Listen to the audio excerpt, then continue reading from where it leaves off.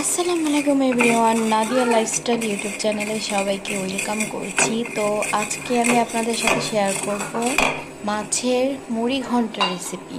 তো তার জন্য একটু জিরা গুঁড়া লাগবে। তো আমি আগে থেকে জিরা টেলে গুঁড়া করে রাখছি। তো এই যে আমি যে মুড়ি ঘন্টা যে মাছের মাথা অনেকগুলো নিচ্ছি, এগুলো দিয়ে আজকে রেসিপিটা তৈরি করব।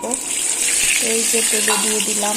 এখন একে একে সবগুলা মাছ দিয়ে দিব, কারণ কাঁচা মাছটা যখন রান্না করবেন তখন একটা স্মেল আসবে, মাছের কাঁচা স্মেল। তো ভালো করে ভেজে নিলে আর সেই স্মেলটা আসে না।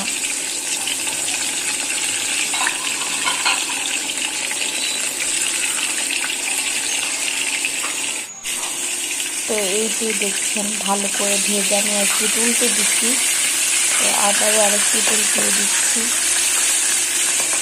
এই মাছগুলো ভাজা হয়ে গেছে, এগুলো আমি নামিয়ে রাখবো। তারপর যেহেতু মাছ অনেক, কারণ আমাদের মাছগুলো দুবারে ভাজতে হয়েছে, এই মাছগুলো নামিয়ে পরে মাছগুলো আবার দিয়ে দেবো।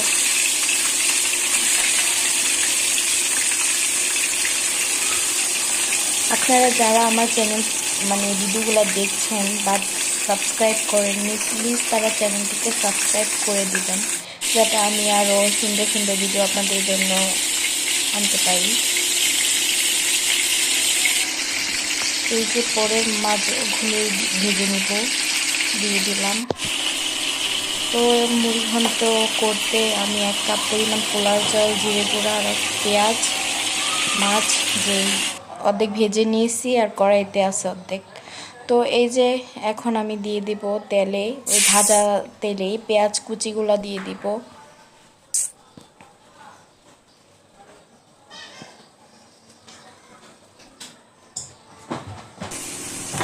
তো পেঁয়াজগুলোতে পরিমাণ মতো 1 চা চামচ লবণ দিয়ে দিলাম। ওই যে ভালো করে ময় মশলা দিয়ে মাছগুলা আমি হচ্ছে ধনে গুঁড়া 1 চা চামচ কষিয়ে, মরিচ গুঁড়া 1 চা চামচ, হলুদ গুঁড়া 1 চা চামচ। তো ভালো করে কষিয়ে নেব, নাড়াচাড়া করে নিলাম যেন নিচে দিয়ে লেগে না যায়। লেগে গেলে একটা পুড়ে যাওয়ার যে স্মেলটা, ওইটা ভালো করে কষিয়ে নিলে কি হবে, পেঁয়াজগুলো মরবে। পেঁয়াজগুলো যদি না মিশে তাহলে কিন্তু কোনো তরকারিরই টেস্ট আসে না। তো এই যে ভালো করে কষিয়ে নিলাম। এখন এটার মধ্যে দিয়ে দেবো পরিমাণ মতো গরম মশলা, হলো আমার তেজপাতা, এলাচ, মাছের মুড়ি, 1 কাপ পোলাও চাউল,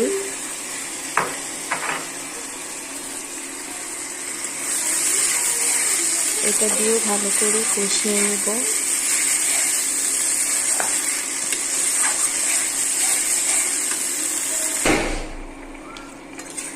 তো এই যে কি সুন্দর মশলাটা আর চাউলটা অনেক সুন্দরভাবে কষিয়েছে। তো এখন ভাজা মাছগুলো দিয়ে দেব।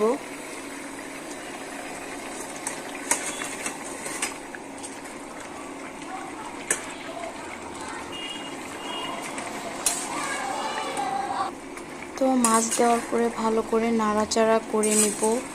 নাড়াচাড়া করার পরে যেন এটা মিশে মশলাগুলো মাছের ভিতরে যায়।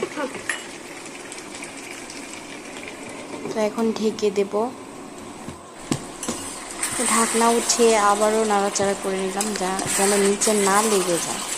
নিচে যদি লেগে যায় তাহলে কিন্তু খাবারের টেস্টটাই চলে যাবে।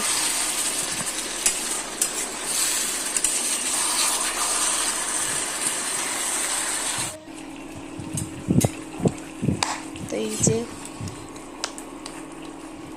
তেলের উপর ভেসেছে, ভালো করে শুকাচ্ছে। তো এটাকে একটু ভেঙে ভেঙে দেবো আর কি, হাফ ভেঙে দেব তো মাছগুলোকে।